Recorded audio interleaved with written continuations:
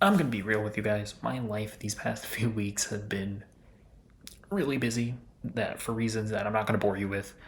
And on top of that, I did record a reaction video for this, but it wasn't, or the file got corrupted, so I don't have my first reaction to this trailer, which really sucks. Obviously, this is gonna be the second biggest movie of the year, maybe even the biggest movie of the year, besides Avengers Doomsday. So awesome stuff for my content for me to not have my proper initial reaction. But I'm here anyways, as late as you possibly can be. We're just gonna do a breakdown of it because who cares? All right, we're doing it anyways. All right, let's hit play. I can't believe our first hit MIT. MJ, come on. So yeah, I will say right off the bat, the movie I think looks just a lot more visually interesting than the John Watts trilogy. And listen, I understand that John Watts has a lot of haters, he has a lot of defenders as well. I would consider myself somebody that thinks that John Watts's visual language and cinematography, especially when it comes to his action, is just very underwhelming. It's very standard MCU Marvel Studios schlock. And it's not the worst thing in the world. I am excited to see Destin Daniel Cretton add some more sauce to Spider-Man. And the shot of him sitting upside down, contrasted with the city. This is just cool. It's interesting. I can't believe our first hit MIT. This also kind of reminds me of the Spider-Man video game, showing Spider-Man using his phone, doing normal human stuff, well, I don't want to say normal necessarily, but doing something that a normal person could do, like stalking their ex on social media. Showing him doing that while hanging upside down on a railing like this, or I think in the Spider-Man PS4 game, they showed him texting MJ while standing sideways on a pole. Stuff like that is just really cool. MJ, come on. Pretend like you're not the happiest you've ever been in your entire life. I can't. I knew it! And yeah, just him just putting on his mask, falling down. I just think that that's super cool. I will say though, not the greatest CGI here. Something that I guess I understand it because apparently it's really hard to just put on a mask and have it look natural and good. Where the eyes are in the perfect place and it's just covering the actor's face perfectly. So apparently most of the time when you're seeing somebody put on a mask like this in a movie, it is CGI. But that looks especially CGI to me. But either way, this is very The Amazing Spider-Man 2, that shot where Andrew Garfield is falling down and the suit is actually rippling. You can see the wrinkles. This stuff is great. This is the kind of stuff that I feel like John Watts was lacking. That's a really cool shot. I don't think we've ever seen that shot ever before in a Spider-Man movie where it's inside the mask and poking out through the eye hole. That's really cool.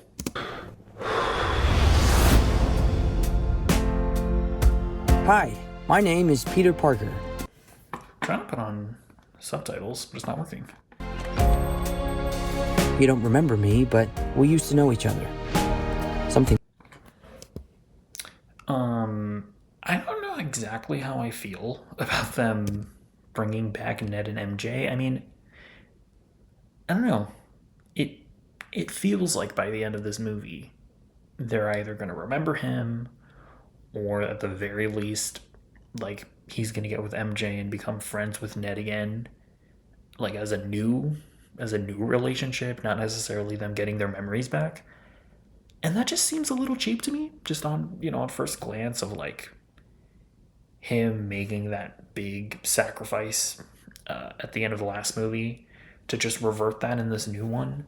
I don't know. We'll obviously have to see how they handle it, but first glance, seeing Ned and MJ being so at front and center in this trailer, I'm a little iffy about it. But we used to know each other.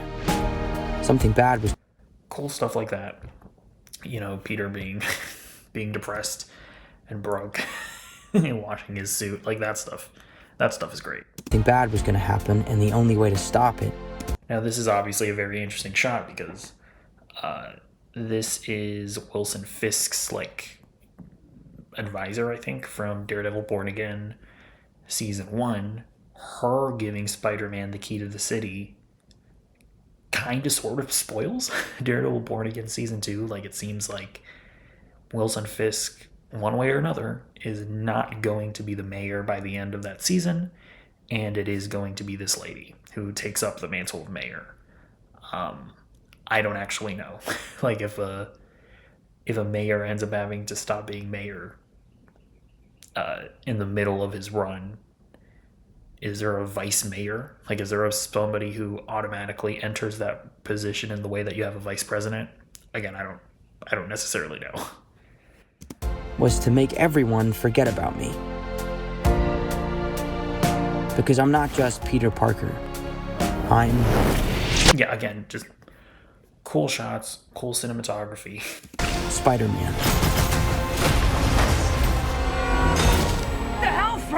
And so there we go. We have the Punisher. It's very interesting because I remember in No Way Home when you have that cameo by Charlie Cox, I was very much like, okay, like this isn't something that I ever bothered, fantasizing about because it always just seems so far-fetched of getting Charlie Cox properly in an MCU movie as Daredevil and like interacting with characters like Spider-Man and Captain America and stuff. Like, it just never seemed like something that was ever going to happen, so I never even bothered fantasizing about it. But then after No Way Home, I was like, oh, okay, are you setting up like an actual crossover with Spider-Man? That would be awesome. But then as the MCU post-Endgame started going along, you get like, movies like the Marvels and whatnot, where they tried to cross over TV characters with movie characters, and it wasn't really successful. And then Marvel Studios themselves were coming out being like, yeah, we decided that the audiences shouldn't feel like they have to have homework when watching our movies, so we're probably not going to see this happen as much. At that point, I was like, okay, we're probably not going to get Daredevil with Spider-Man then. But we're getting the Punisher? So you're saying that you don't want your audiences to have homework, but you're going to have a guy who has 2 seasons of his own show and is in 2 seasons of Daredevil. Oh, okay. And then we're obviously going to see Spider-Man fighting the Hand later, so I don't know. And there's reason to believe that Daredevil himself is going to be in this movie, but it's just being kept out of it, of the trailer. So listen, I don't want to bring my hopes up, but I can't lie and say that I'm not fantasizing about it. You just hit me with a van! Quit your whimpering. I will say that is a very CGI web. That effect is not great. Suit yourself.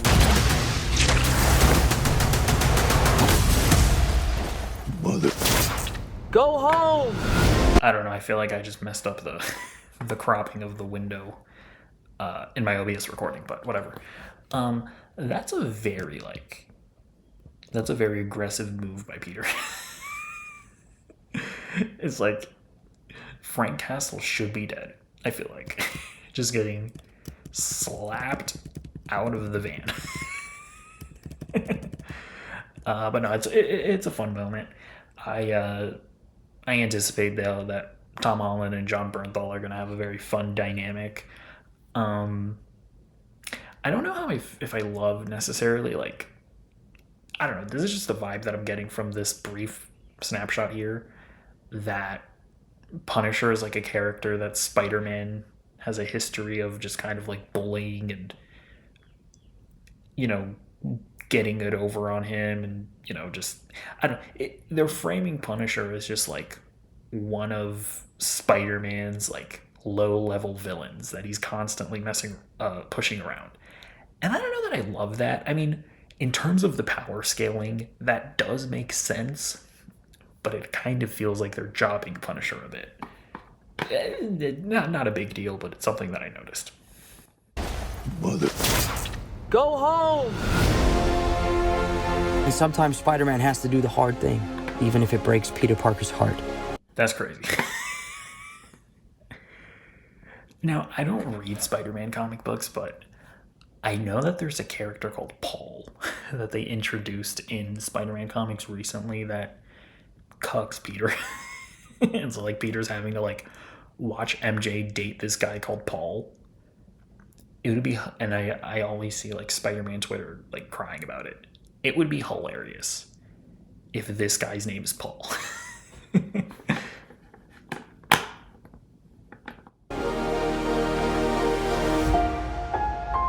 What is That's crazy. I just don't know why you would even bother going to that party if you're Peter.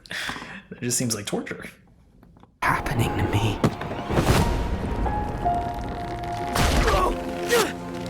And so yeah, here we get the Peter like developing organic webbing or whatever.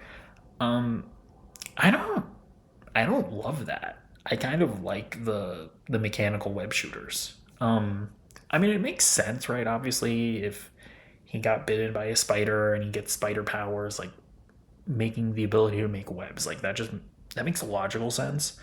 But I feel like it's cooler for Peter's character that it shows his intelligence, that he's able to make his own webs as a scientist. But whatever, it'll be an interesting plot point in the movie. Oh, God.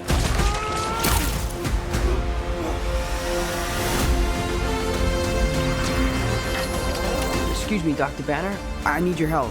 What did you say your name was? So yeah, we also have human Dr. Banner. Now, apparently, because I feel like they've never been super clear on what of the state of Bruce Banner is, because post Endgame, we've seen him mostly in his Hulk form, but then there was also that post-credits scene in Shang-Chi where he was in his human form. And then I think in She-Hulk, he was initially in his human form, and then when they got in that car crash, he then turned into the Hulk again. I think I've heard people suggest that, like, I think he has a wrist band in Shang-Chi that presumably keeps him in his human form, but I feel like they haven't been super clear about what exactly the state of Bruce Banner is. But I mean, the rumors are that in this movie we are going to get Rage Hulk back, which is obviously exciting. If DNA is mutating, it would be enormously dangerous. So that's obviously a crazy thing to just throw out there, right? That Peter Parker is mutating. Now, I don't know how this is usually handled in the comic books and whatnot, and obviously they're going to come up with their own lore for the MCU, but like, is mutating generally, is that considered like what mutants are? Like, I guess what I'm asking is Peter Parker going to be considered a mutant in the MCU? I don't know. Because Kamala Khan, they consider her a mutant in the MCU, and she gets her powers from the Bengals, even though that does come from her, like something within her from what I remember. So Peter Parker wasn't born with powers, obviously. I don't know. I feel like those should be classified differently. If you were born with powers and abilities, then you should be called a mutant with the X gene. But if you're somebody like Peter Parker, who wasn't born with powers and your body was altered with science and beakers or whatever, I feel like you should be called something else.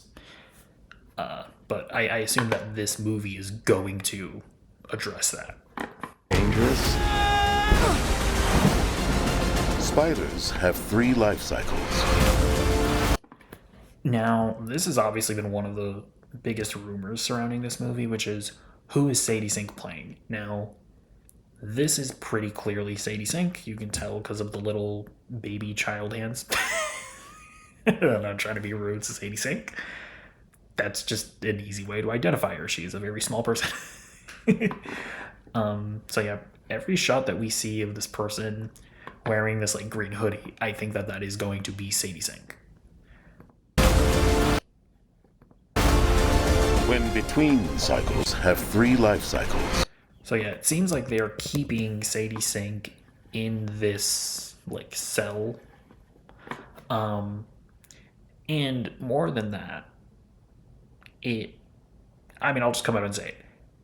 The rumors have been that Sadie Sink is either playing Gwen Stacy. There have been rumors saying that she's going to play Firestorm, who is I don't know, like a comic book character. I think she was in the Spider-Man and His Amazing Friends show. And then the other rumor is that she's going to be playing Jean Grey. 3 very different rumors, of course, but when we watch this trailer, it does seem like it is Jean Grey, and we'll get into why. When between cycles, it can leave the spider vulnerable So we see that this lady was controlling the tank, to threats. and then it seems like she was actually being mind controlled into controlling the tank, and now the mind control switched to this guy. We are faced with a danger, but we can't. Right? She looks confused, and then this guy's smirking, Can't control. and then the mind control goes up to that guy. So somebody is mind controlling people. It just kind of makes sense that would be Jean Grey. Jean Grey is being trapped prisoner, or she's being a prisoner in that facility. So it's not necessarily the case that that this means that she's a villain per se, but she's somebody trying to escape from captivity. So I would assume that that's going to make her be at odds with Spider-Man, at least at the beginning of the movie. One we can't even see. Now, what's interesting is that this room with Jean Grey, she's like standing in, it seems like the same room that Peter's in. Could be enormously dangerous. Spiders have 3 life cycles. If DNA. What did you say your name? Could be a. Sorry. Yeah, so this seems like maybe Peter's apartment that Jean Grey somehow ends up in? Maybe? See. Yeah, so it'll be interesting as to why or how Jean Grey ends up here. I mean, Jean Grey is like, she's like kind of having a villainous position, as if she's like recording herself. So I don't know. I like, part of me is wondering if, again, they're probably going to be at odds at the beginning of the movie, and she's going to like show up in his apartment because maybe she can read his mind, and so she just knows what his secret identity is. So maybe she like records herself in Peter Parker's apartment being like, "Hey guys, I'm here," or "Hey Peter, I'm here, I know who you are." I don't know. That's just me spitballing. Stay out of my way. Okay, here we have Michael Mando as Scorpion. Finally.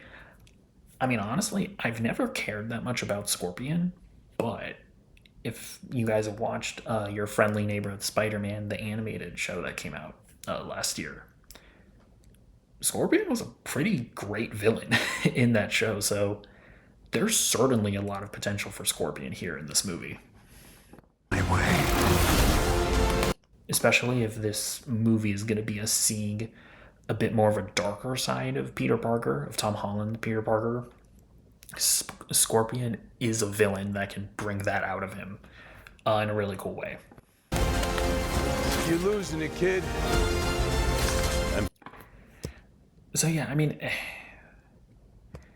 it seems like Spider-Man is going to save MJ at some point, and they're going to have conversations, and they really are just indicating that they're going to get back together at some point. And for those spiders who make it through, it amounts to a kind of...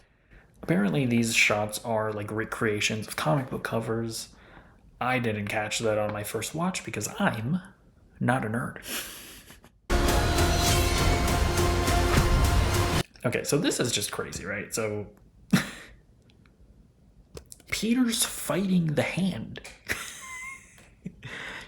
It's like, we're at the point now where it's like, if Daredevil isn't in this movie, that's just going to be absurd. You're telling me Punisher gets to be in the movie and the Hand gets to be in this movie, but not Daredevil? Kevin Feige, that would, you would be disgraceful if that actually ended up happening. But then, yeah, so this is interesting, right? Are his eyes turning black like that?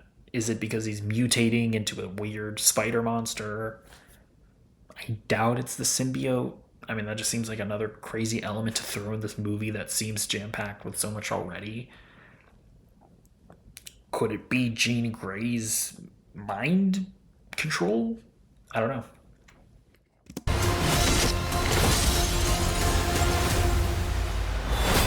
Rebirth. And then, yeah, so this is... Can you see my cursor, by the way? Yeah, you can. So here's the thing. A lot of these ninjas that are, like, at the top do seem like they're going after Spider-Man. But then these two here, it seems like they might be going after somebody that Marvel has cropped out. So this would be a good place for Daredevil to be. Perhaps Daredevil is here. I don't know.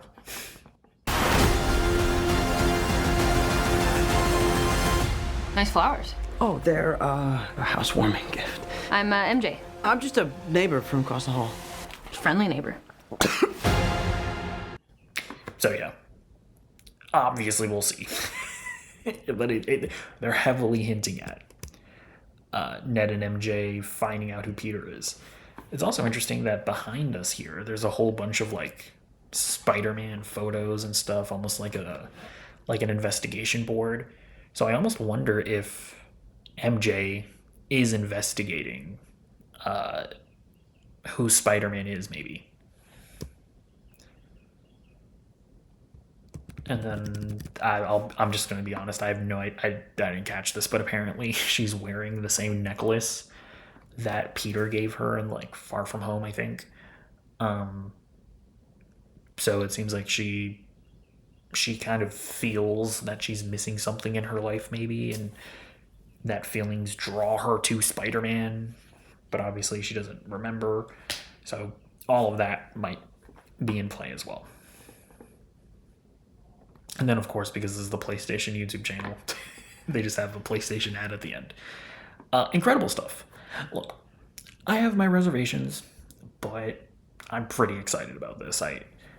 I'm excited to see what Destin Daniel Cretton can do with Spider-Man. I'm glad that we have like a fresh take on it. Again, I don't hate the John Watts movies. I just find them a little underwhelming. And I feel like Spider-Man deserves more. But either way, let me know what you think in the comments down below, and I'll see you in the next video.